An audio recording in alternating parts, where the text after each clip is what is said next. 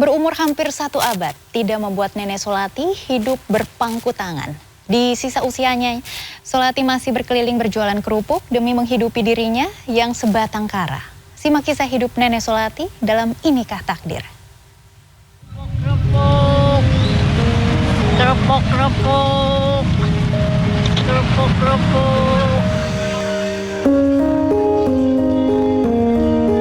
Nggak pernah ngutang sama orang kita, nggak takut. Nabi nggak mau nyembayangin kalau orang punya utang. Nanti di akhirat saya ngutangin, biarin orang nggak bayar, biarin.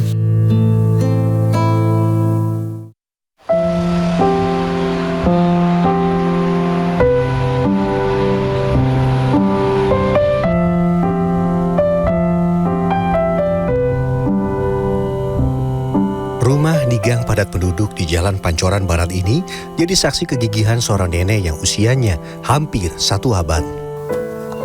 Sejak 10 tahun terakhir inilah Nenek Solati tinggal dan menetap di sebuah kontrakan tepat di tengah hiruk pikuknya kota Jakarta. Waktu pun masih pagi saat tangan-tangan rentanya membuat minuman hangat sebagai sarapan.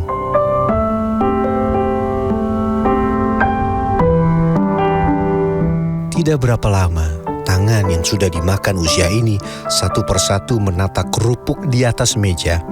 Ada kerupuk kulit, kerupuk Palembang, dan beberapa kerupuk untuk camilan. Semuanya ditata rapi di dalam 2 plastik besar. Kerupuk-kerupuk inilah yang nantinya akan dibawa nenek untuk dijual. Nenek Solati selama ini dikenal sebagai penjual kerupuk di seputaran Stasiun Tebet, Jakarta Selatan.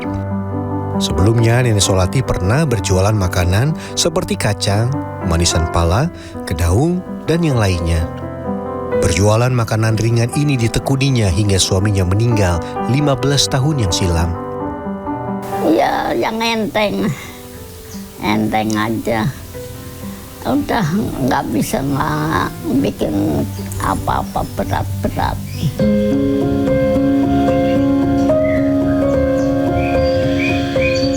Nenek Solati berangkat ke tempat ia berjualan sekitar pukul 6 pagi setelah semua urusan rumahnya selesai. Biasanya ia diantar oleh tukang ojek langganan. Namun, sudah hampir sebulan ini nenek diantar oleh pemilik kontrakan Aris Sunandar sekaligus Aris berangkat kerja.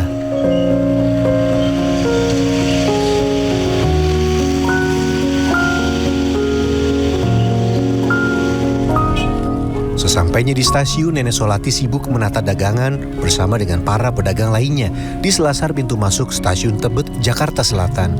Setelah dagangannya tertata, Nenek Solati menunggu pembeli menghampiri lapaknya.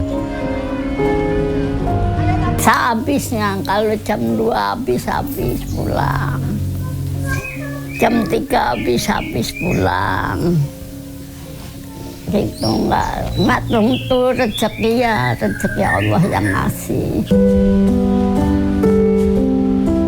Sempat dibuat repot saat beberapa petugas Satpol PP DKI sedang sidak. Barang dagangan nenek pun terpaksa dipindah. Beruntung petugas Satpol PP merasa iba dan tidak mengambil barang dagangan Nenek Solati. Ya, tetapi sama saya nggak bilang apa-apa.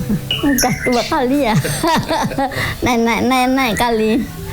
Orang pandang kan tua.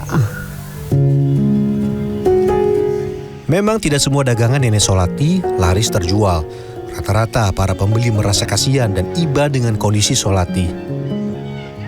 Yang namanya nenek orang tua harusnya sudah istirahat di rumah, menikmati hidup gitu. Bahkan sesama pedagang mengaku kagum dengan tekad Nenek Solati. Ya kasihan, orangnya baik, tua-tua masih mau berusaha gitu. Masalah dia sebatang kara sih Pak, itu nggak punya anak, nggak punya saudara, nggak punya suami, itu orangnya pekerja keras.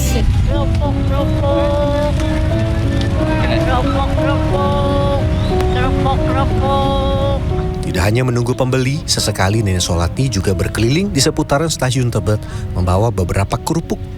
Nenek Solati menawarkan dengan berkeliling, berharap ada pembeli yang tergerak. Dalam sehari nenek mampu mendapatkan uang sekitar Rp100.000. Namun jika tidak mendapatkan, pantang bagi nenek untuk berhutang. Nggak pernah ngutang sama orang kita, nggak takut. Nabi nggak mau nyembayangin kalau orang punya utang. Pemilik kontrakan Heni Astuti mengenal sosok Nenek Solati sejak ia masih kecil. Bahkan keluarga besarnya memberikan wasiat khusus agar Nenek Solati tidak dikenakan kenaikan biaya sewa serta membiarkan nenek menempati rumah sampai akhir hayatnya. Karena kemanusiaan kali ya Mas, udah gitu juga orang tua, ya saya juga merasa udah nggak punya orang tua, mungkin ya Bu Solati ya sudah di sini sudah dianggap orang tua lah sama kita semua tetangga sini. Saat ini hanya kebahagiaan batin yang dicari Nenek Solati di tengah-tengah mencari rezeki. Selain untuk mempersiapkan diri jika sewaktu-waktu Tuhan Yang Maha Esa memanggil dirinya. Habis kalau nggak dagang di rumah ngapain? Nggak punya anak, kalau punya anak satu aja nggak dagang deh. Petang pun menjelang saat jiwa-jiwa yang lelah kembali ke dalam peraduan. Tangan rapuh Nenek Solati berusaha menjamah gelas untuk membuat minuman hangat agar badan kembali hangat dan sedikit menghilangkan udara malam yang mulai dingin.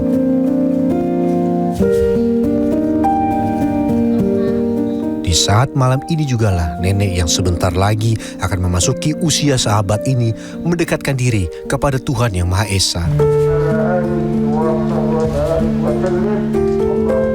Nenek Solati memang aktif dalam berbagai momen pengajian. Di tempat pengajian ini Nenek Solati seperti menemukan tempat berbagi. Enak aja Pak, lapang dada. Di balik tubuhnya yang renta, pantang bagi Nenek Solati untuk menyerah. Selama masih hidup dan bernafas, ia bertekad tidak akan menyusahkan orang lain serta tetap berjuang di usia senjanya. Tim Liputan CNN Indonesia.